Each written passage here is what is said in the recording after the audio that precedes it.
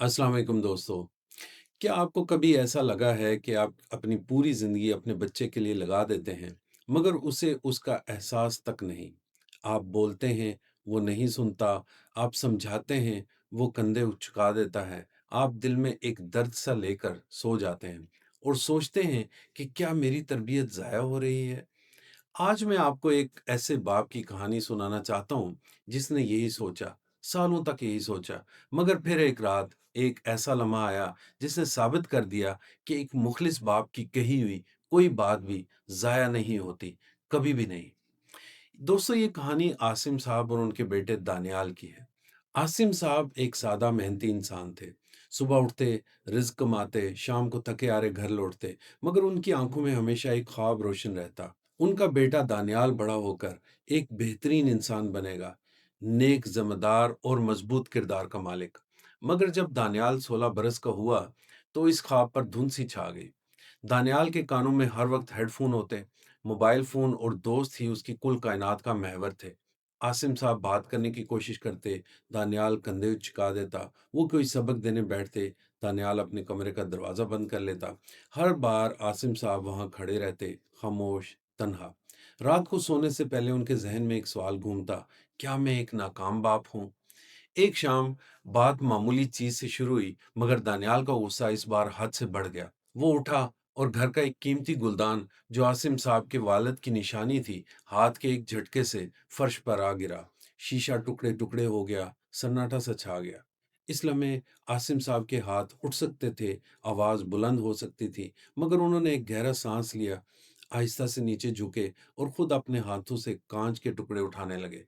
दानियाल हैरान खड़ा था। आसिम साहब ने ऊपर नजर उठाई और सिर्फ इतना कहा कि बेटा, गुस्सा इंसान को एक लम्हे की ताकत तो देता है, मगर वो अपनों के दिल तोड़ देता है, और टूटे हुए दिल गुलदानों से कहीं ज्यादा मुश्किल से जुड़ते हैं।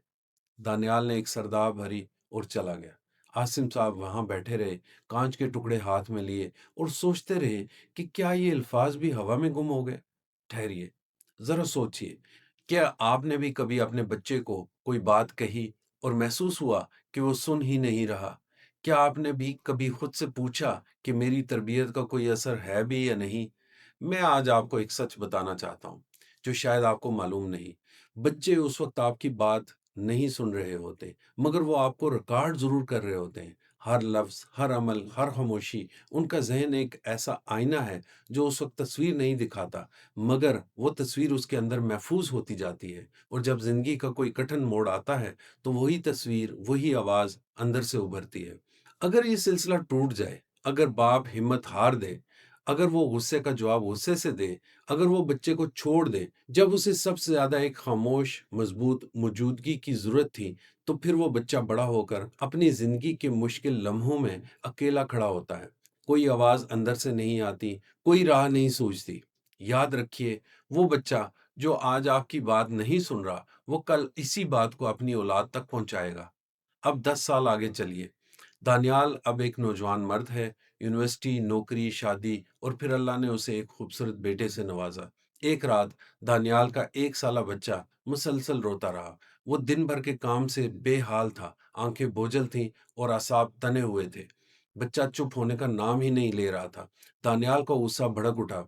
उसने बच्चे पर चिल्लाने के लिए मुंह खोला, और उसी लम्हे, जैसे वक्त रुक सा गया हो, अंदर से एक आवाज आई, जानी पहचानी आवाज, पुरानी आवाज, कि गुस्सा इंसान को एक लम्हे की ताकत तो देता है, मगर वो अपनों के दिल तोड़ देता है। दानियाल का मुंह खुला का खुला रह गया, आवाज नहीं निकली। उसके जहन में वो रात उभरी जब एक बूढ़े बाप ने कांच के टुकड़े चुनते हुए गुस्से का जवाब मोहब्बत से दिया था। जब वो खुद थका हुआ था, दिल टूटा हुआ था, मगर आवाज बुलंद नहीं की थी। जब उसने ये नहीं कहा था कि तुम नालायक हो, बल्कि ये कहा कि बेटा, मैं तुम्हें समझता हूँ। दानियाल की आंखों से आंसू बह निकले। उसने बच्चे को सीने से लगाया, प्यार किया, धीरे धीरे थपकी दी, और जब बच्चा सो गया, तो दानियाल उठा और आहिस्ता आहिस्ता अपने वालिद के कमरे की तरफ चल दिया।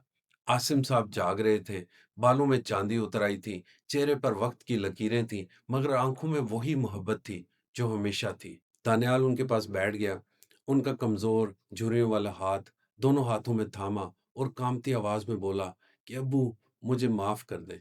मुझे लगता था मैंने आपकी कोई बात नहीं सुनी, मगर आज रात मुझे पता चला कि आपकी हर बात मेरे अंदर ज़िंदा है। मेरा ज़मीर, मेरी सोच, मेरा हौसला, ये सब आप ही ने बनाया है। आपकी मेहनत ज़ाया नहीं हुई और मेरे दिल में महफ़ूज़ थी। आसिम साहब की आँखों में आँसू आ गए, कोई लफ़्ज़ नहीं निकला। उन्होंने बस अपने बेटे को सीने से लगा लिया। 10 साल की वो दूरी, वो ख़ामोशी, वो दर्द जो दिल में दबा हुआ था, वो एक लम्हे में पिघल गया। और उस रात उनकी आँखों में जो आँसू थे, वो गम के नहीं थे, वो उन वालिदैन की सबसे बड़ी कामयाबी के आँसू थे, जिनका नाम किसी अखबार में नहीं आता, जिनके लिए कोई तकरीब नहीं होती, मगर जिनका काम नस्लों तक ज़िंदा रहता है। मोहतरम वालिदैन, आज का सबक ये है कि तरबियत एक बीज है, जो ज़मीन के अंदर खामोशी से अपना वक़्त लेता है। जब आप अपने बच्चे के सामने सब्र का मुज़ाहिरा करते हैं, गुस्से का जवाब मोहब्बत से देते हैं, ठोकर खाकर भी उठते हैं, तो आपका बच्चा उस वक़्त रद्द-ए-अमल नहीं देता, मगर वो सब कुछ अपने अंदर महफ़ूज़ कर रहा होता है। आपको उस लम्हे का सबूत नहीं मिलता, आपको फ़ौरी वाह-वाह नहीं मिलती, मगर एक दिन ज़िंदगी के किसी मुश्किल मोड़ पर आपका बच्चा आपकी आवाज़ अपने अंदर से सुनेगा और इसी आवाज़ पर चलकर वो दुरुस्त फ़ैसला करेगा। ये है असल तरबियत, ना खौफ़ पर मबनी, ना चीख पर, किरदार पर मबनी, सब्र पर मबनी, मोहब्बत पर मबनी। आज अपने आप से एक सवाल पूछिए, मैं अपने बच्चे के लिए ऐसा किरदार बन रहा हूँ, जिसकी बाज़गश उसके दिल में हमेशा गूंजती रहे? मुझे कमेंट्स में ज़रूर बताइए। क्या आपके साथ या आपके किसी बच्चे के साथ ऐसा कोई लम्हा आया है, जब आपने महसूस किया कि तरबियत काम कर रही थी? आपकी कहानी किसी और वालिदैन के लिए हौसला बन सकती है। और अगर ये कहानी आपके दिल की छू गई, तो इसे किसी ऐसे वालिदैन के साथ ज़रूर शेयर करें, जो इस वक़्त मायूस बैठे हों। शायद आपका ये अमल उनकी किसी हिम्मत का बायस बन जाए। अपना और अपने बच्चों का ख़्याल रखिएगा। अल्लाह हाफ़िज़।